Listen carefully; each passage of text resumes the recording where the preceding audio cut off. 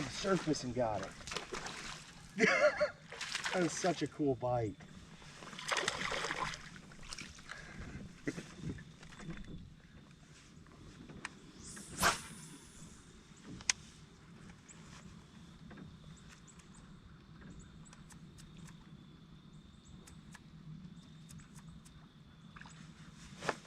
Got it on the surface again.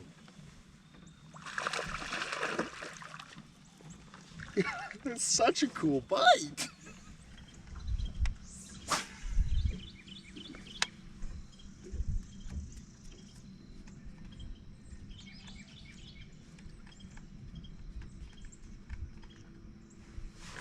Got him. Nice one. It's a nice fish.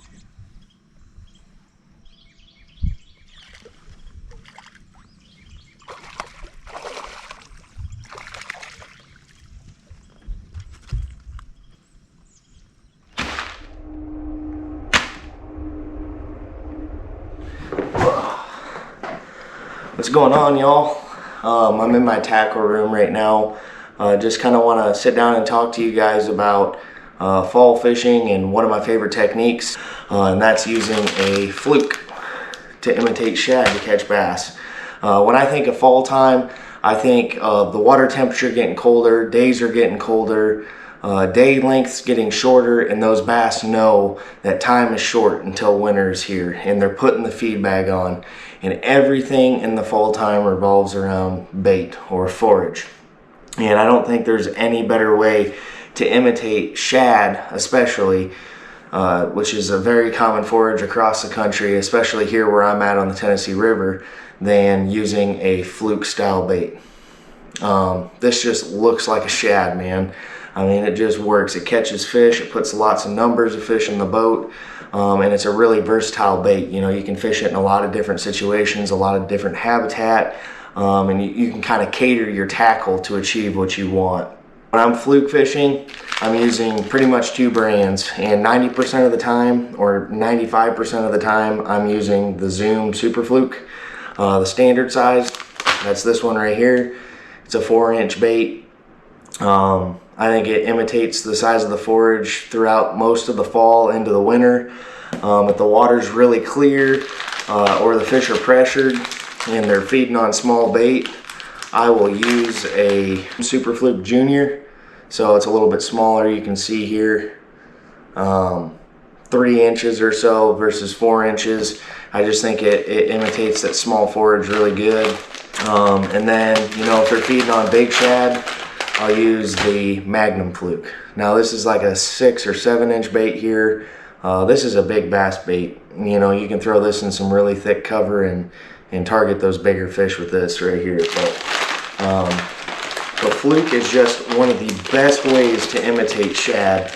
I think of in the fall, those shad are moving backs in the back of coves, the back of pockets, the back of creek arms, in that really shallow water.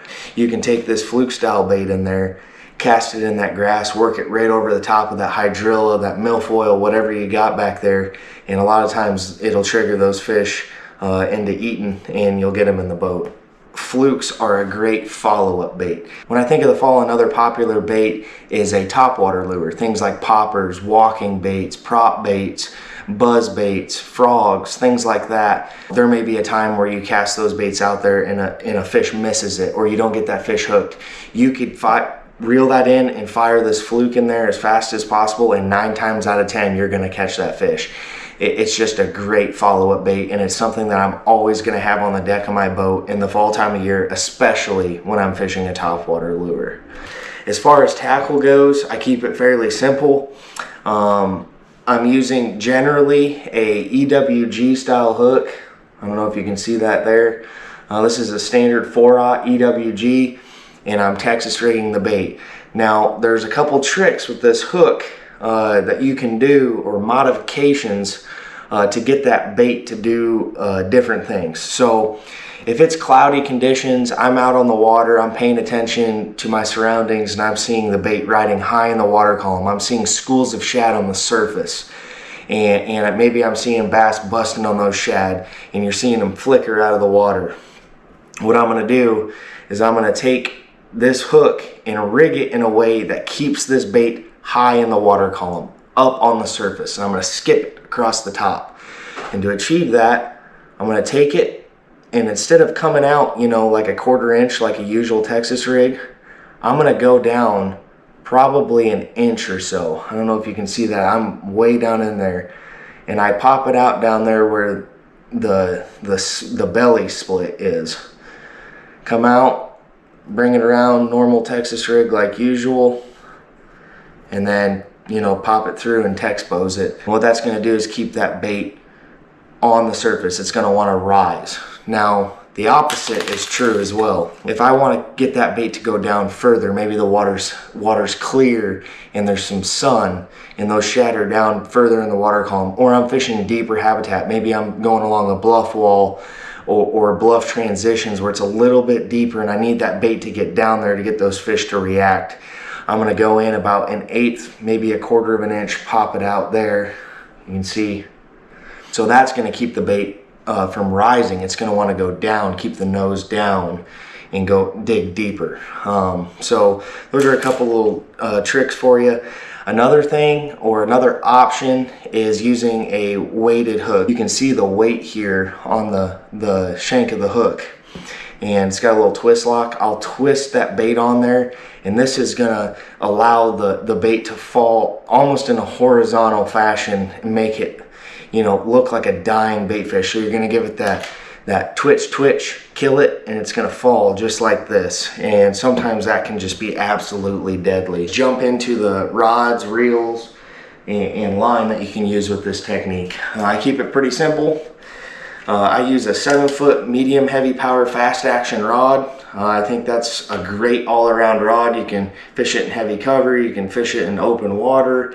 I think that 7-foot length allows you to cast that bait a long ways, and then you can get a good hook set, especially if they're a long ways away from the boat. And then I use a high-speed reel. This is an 8-1-to-1. A 7-1-to-1 or a 7-3-to-1 would work as well. A lot of times, kind of like with a hard jerk bait, this fluke style bait, you have slack in your line, and so you're going to want to have a high-speed reel when you get that bite to pick up all that slack line and get a good hook set. That's a big deal. Now, line, a lot of that is personal preference.